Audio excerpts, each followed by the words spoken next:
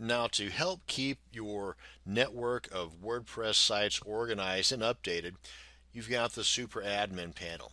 And let's just go ahead and take a look at this real quick. If you just click on Admin, you can see there's not a whole lot to this. You can create a new site or you can create a new user. And frankly, if you click on one of these links, they're going to take you to site or users. So let's go ahead and do that. Under sites, you can see the two sites currently that are created and are active. And you can go to visit to see this site, which is under subdomain. Remember, if we were subdirectory, then it would be the top level domain first.com / and then dog training. But this is the subdomains. So here we are, and while I'm here, I also want to point out that this being the subdomain that we just created within, and we'll do this again here in a second, but we just created this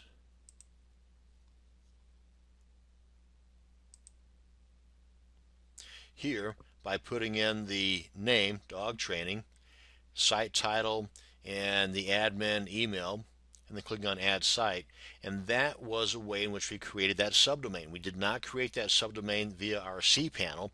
We did so through the wildcard subdomain that we had created in a prior video. Now if we head over to our file manager and if we refresh this,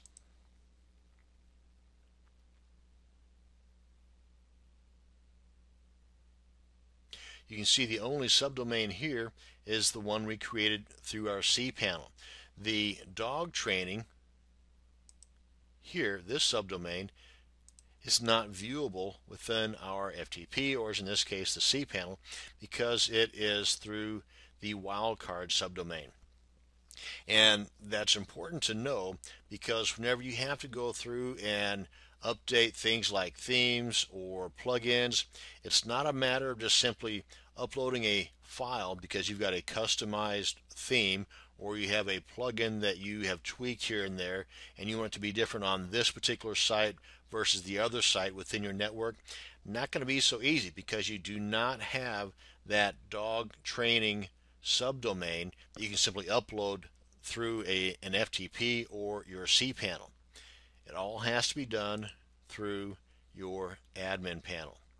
And that can be a little bit tricky, and if you need additional details on things that are not covered in this video or in other videos within this series, head on back over to our friends at WordPress.org under Super Admin menu right here. And this will cover everything you need to know, both that I'm covering in this video series and those items that I'm either skimming over or just totally leaving out altogether. But things like plugins, themes, updates, and settings, these are items that will be covered in depth here, whereas in this video series I might leave a few things out, in order to keep the time somewhat limited if at all possible. Otherwise, the Super Admin panel can require an entire video series in and of itself. That being said, let's move along. Let's create a site real quick here. Cat training, site title, and admin, and then click on add site. And that is how quickly we can create a site. But if we click on back end, you can see now we are within the dashboard of that site. We're no longer in the Super Admin. We are just on that one site, the cat training dashboard. And here you can go into things like the theme, the widgets, the background, the header, so you can make all of your customizations here on an individual basis. And if you've got some tweaking to do within that theme, remember you can't upload files through your FTP or your cPanel, but you can do it all from within the editor of your dashboard. So whether it's tweaking the look of your theme or editing a particular plugin, you can do so from within your dashboard. You just cannot do this within your network. You cannot do this outside of your dashboard like you normally could with using a cPanel, file manager, or your FTP client. But you still have access to these tweaks right here. So as I was pointing out, you can just do that from within the back end of that site. And you want to deactivate it. You can archive it.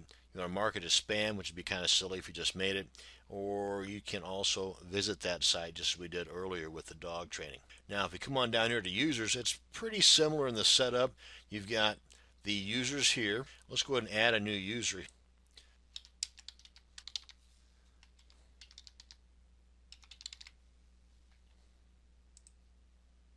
And there you go.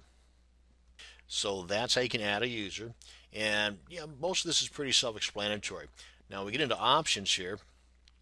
You see a lot of this is pretty self-explanatory as well, but I just want to touch base on a couple of things, namely down here. Oh yeah, let's go this way first. Under registration settings, just like in a prior video, whenever we were talking about allowing users to register themselves on your main page, on the home page, you have that option here. Do you want them to be able to register themselves? Currently the default is it's disabled, so you can choose whatever radio button you would like depending upon the makeup of the sites you're wanting to create. And if you have it other than registration is disabled, if you want to be notified that new users have been registered, make sure that box is checked. If you want to allow other site administrators to add new users like I just did, then you can check that box. Banned names, in other words, names that you do not want others to create subdomain sites within your network. You want to have them listed in here, space separated, not comma separated. That's like it says here. You want to limit email registrations, explanation there. Banned email domains, explanation there. You've got some customizable emails that are already set by default, and you can come in here and make changes to this if you like, but yeah, they're pretty well good to go as they are. And you can see other items that are already set and ready. First post, first page, first comment, and here under upload settings, by default these are unchecked.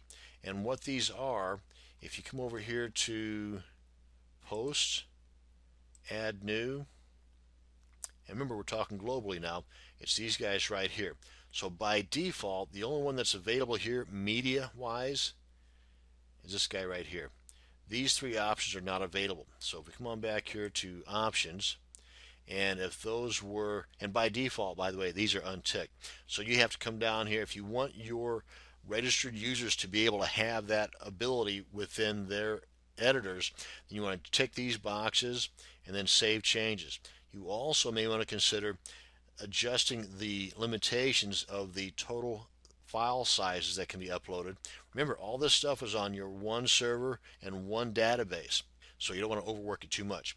Likewise, you got the max file size here, and if you want to limit the type of files that can be uploaded, maybe you do not want GIFs, maybe you don't want the AVIs, but the MOVs are fine. You can limit this right here.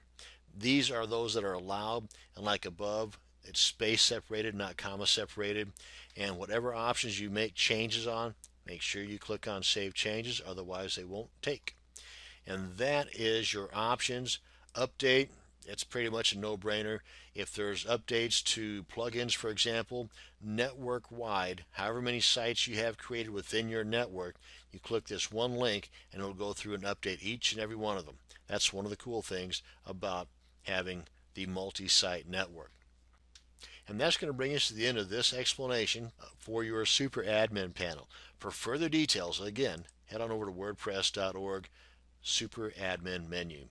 Thank you very much for watching this video. You have a great day.